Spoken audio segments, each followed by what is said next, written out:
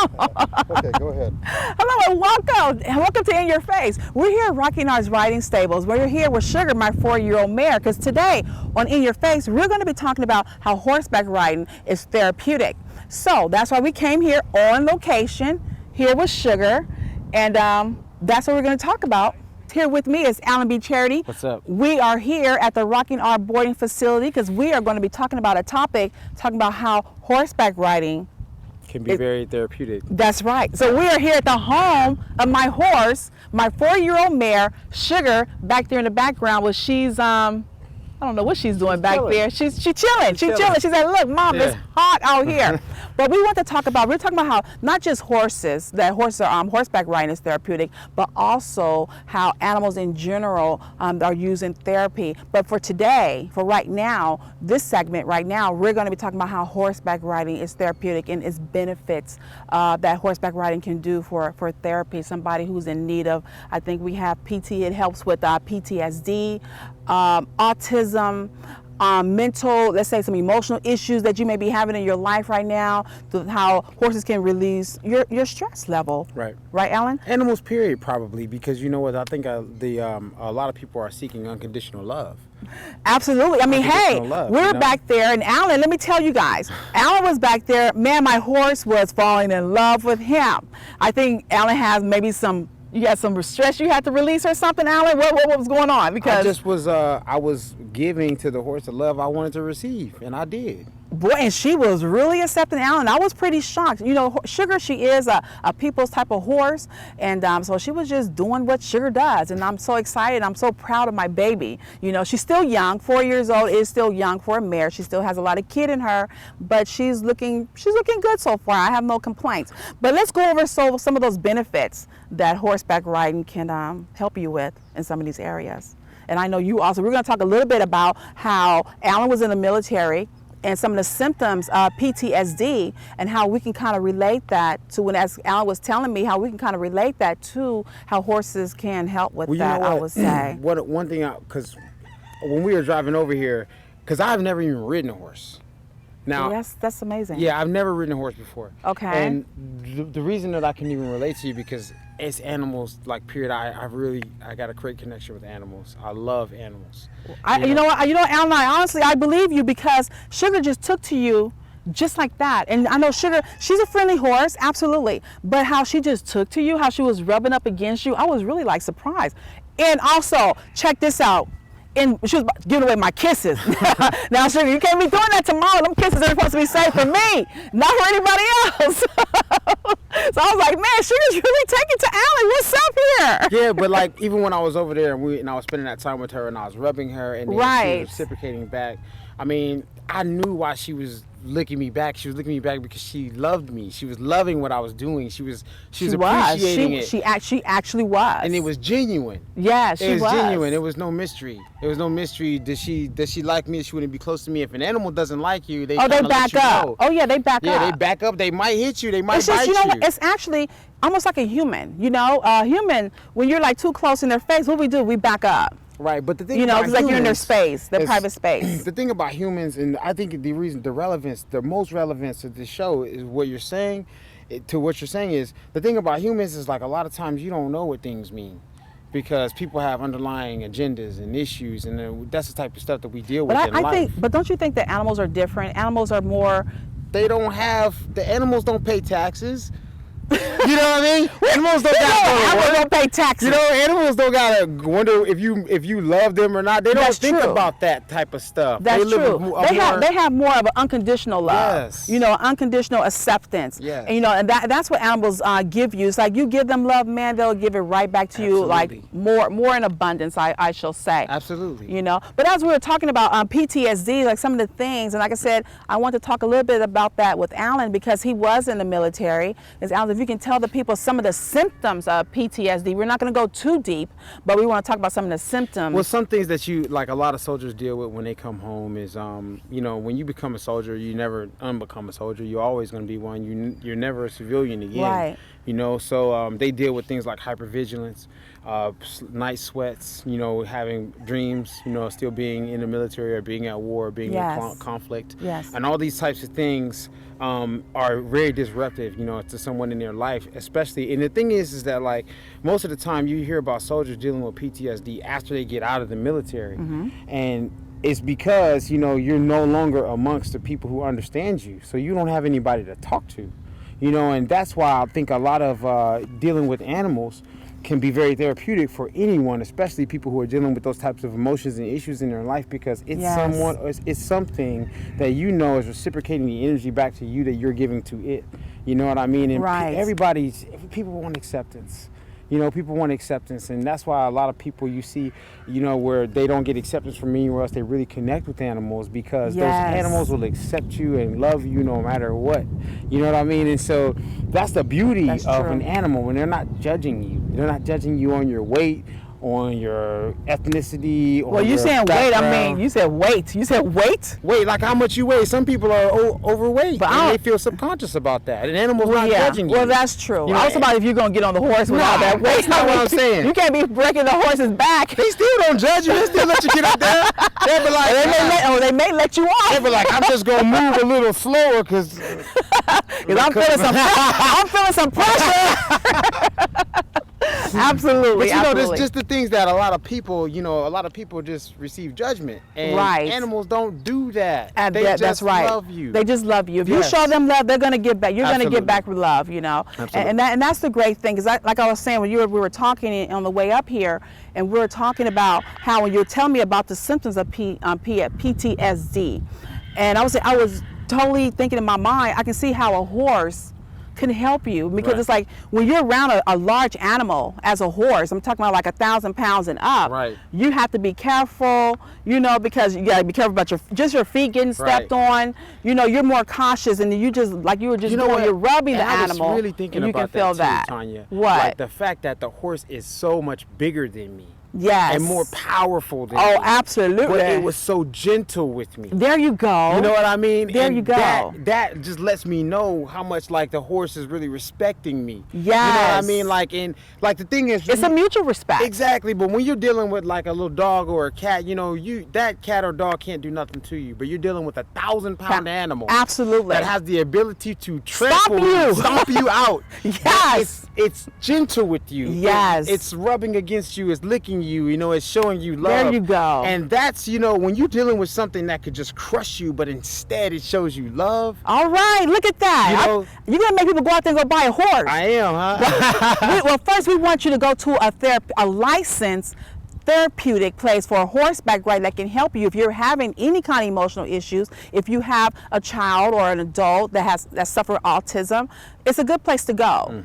You know, it really does help. Listening to Alan, what he was just saying, and he just experiences himself. And this is actually, you said your first time? No, this is not my first time ever, you know, being around horses, but I've just never ridden one.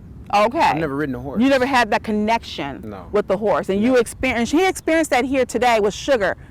So that should tell you something right there. He had a good experience, and Sugar is a young mare, and Sugar wouldn't be the prime example of a horse that you would go to for therapeutic. She's for Tonya's pleasure, my pleasure, mine. Sure. So you would get more of a sound horse, because Sugar, she's still in training. Like I said, she's still young, like a kid.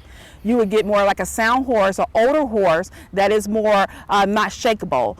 Sugar is still kind of flighty in all those different type of areas, and you don't want to deal with that with a kind of horse, because we want a horse to soothe you, not scare you. So even though Sugar's a good horse, and she has a great foundation, but I would suggest that you have a more experienced horses that are older, horses that are more stable, you know. So you would find a licensed facility that does horseback riding for therapeutic, okay? But let me tell you something. Let me talk about a little bit about the benefits here. I have them here. 1, it increases in fine motor skills. Number 2, increases a gross motor skill. 3, core strength improvements. 4, balance and coordination. 5, social skills. And it does help you with your social, because you'll start socializing with the horse. And that'll kind of open you up, because people do have a fear of horses, like Alan said, because they are large animals. Very large. Very large animals, and you're looking at all those nice, firm muscles. Yeah. Woo! I mean, that's why I love horses. That's why they call them stallions. Hey! That's why when you see like they call them studs. Yes. Like in wrestling, when I coach wrestling, like you get a kid and he's like really stout and really like talented and he's muscular and moves well. He's a stud. That's right. what you call him, a stud, and that's where we get it from. Right. They call it because it's from horses. Horses are like, man, when you see their muscles, they're beautiful. Right. They're beautiful. Just how big they are. See, Sugar, she's built like the way I like my man. Yeah. Muscles and firm, looking good. But you know, Sugar's a female. I need a man. But Sugar, she's good. I think that's why. I mean, I look at those muscles and I work her out to build up that muscle core in her. I was like, man, baby, you looking real good. Yeah. You know, so she's powerful. Oh my God. Yeah. Even like when, let's say, if I'm riding her, and sometimes, you know, Sugar, she'll get scared of her own shadow. Horses are like that. That's what I'm saying. They're very flighty.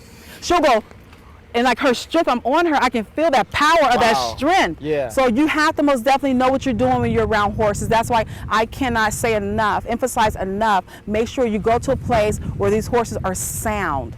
Ask questions. You can never have too many questions, because this is also for your safety and also for the horse's safety. Horses are not mean animals, but you just have to make sure, because they are very strong animals. They're large animals, and you just have to be cautious and just don't just take it for granted. Oh, it's a nice horse. Be careful.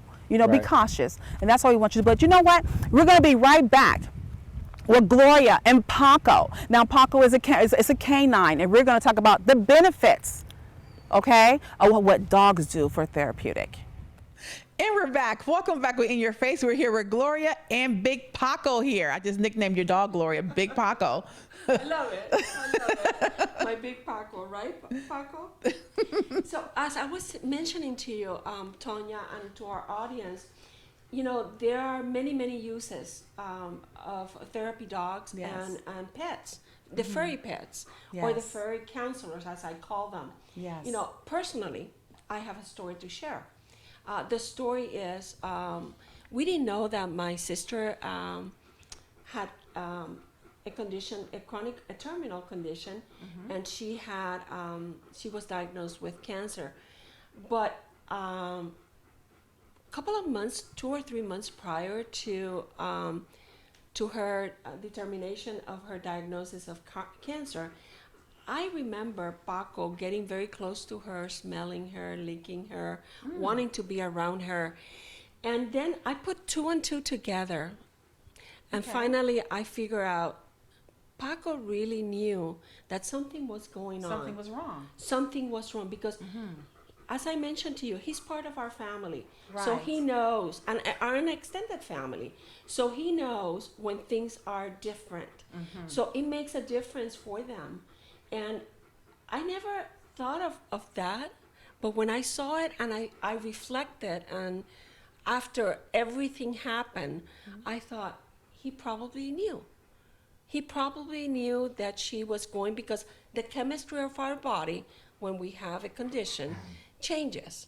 And they are so sensitive. Their smell is so sensitive that they realize that there are changes in your body, and they realize. And then I started researching all of that.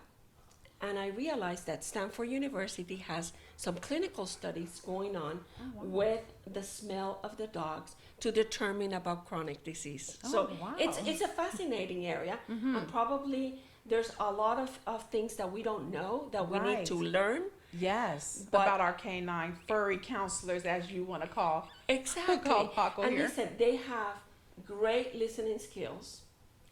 They listen to you detail. They know the feeling, and never, ever respond back just with a smile and just telling you, I'm here for you.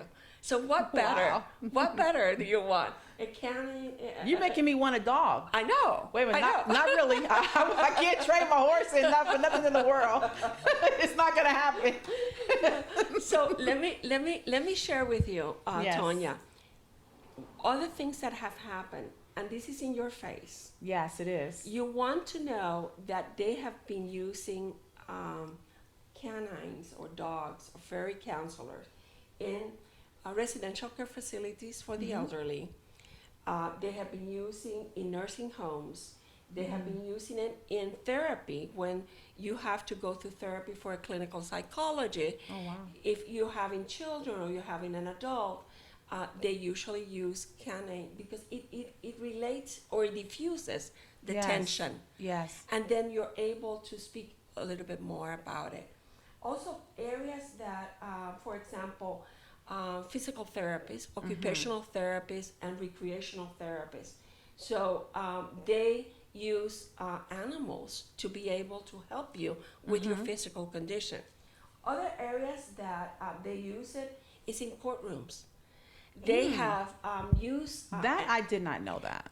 it's an incredible because sometimes when people go and they're frozen because they're tense or they're nervous. Oh, absolutely. You know, this is a friendly animal, Yes. and naturally it relates to the population that you're dealing with. So it makes it easier either for the person that needs to testify or need to be questioned.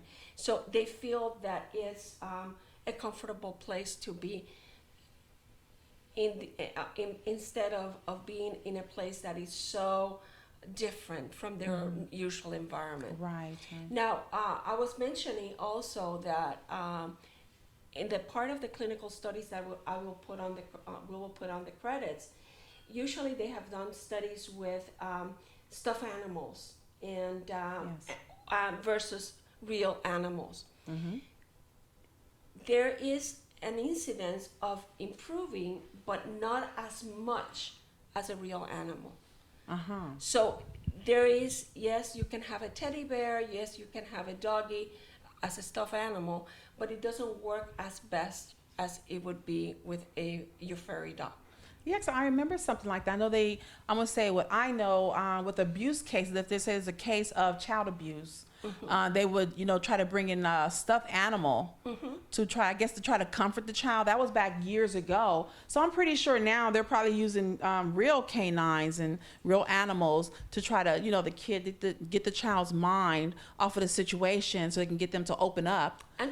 And talk. Exactly. So when they're more paying attention to the animal and rubbing it and being friendly, and the dog's being friendly to them. Now, I have to share with you that also when you're doing therapy with dogs, they also need a break because it's pretty intense for them. It's really emotional for them too. There's an exchange of hormones in their brain, so they get exhausted too. So that is very interesting. So it's something that you have to watch as the owner, as a therapy person, being able to give them a break to be able to restore their energy and have the proper rest. This is very interesting. I'm being educated here. I just love therapy dogs. I love, personally, Paco has been a godsend. That's personally, wonderful. as my family, as part of my business, as part of everything, as part of the people that visit me at home. They become part of the environment, and that's critical for me. I wanted to also mention to you, Tonya and friends. Please do. Animals are used also for crisis relief efforts. Yes, they are. That's incredible that animals are being trained. Also, they're being trained by our, national security agencies to be able to detect, or to examine things. So animals, we don't give them as much credit as they deserve. They are an amazing a part of our environment. So do you believe God put them here for a purpose? Oh, definitely. Yes. Everything there is a purpose. There's a purpose. And we need to respect that and allow for them to bring their gifts to our table, which is our environment. I like that. I feel that this is part of healing. And this is being documented since Florence Nightingale. And Florence Nightingale, as you all know, it was the pioneer of nursing. Yes. And they said she documented in some of the studies that she did that when there is a crisis situation or there's a chronic situation, you should include therapy dogs. You should include dogs and animals.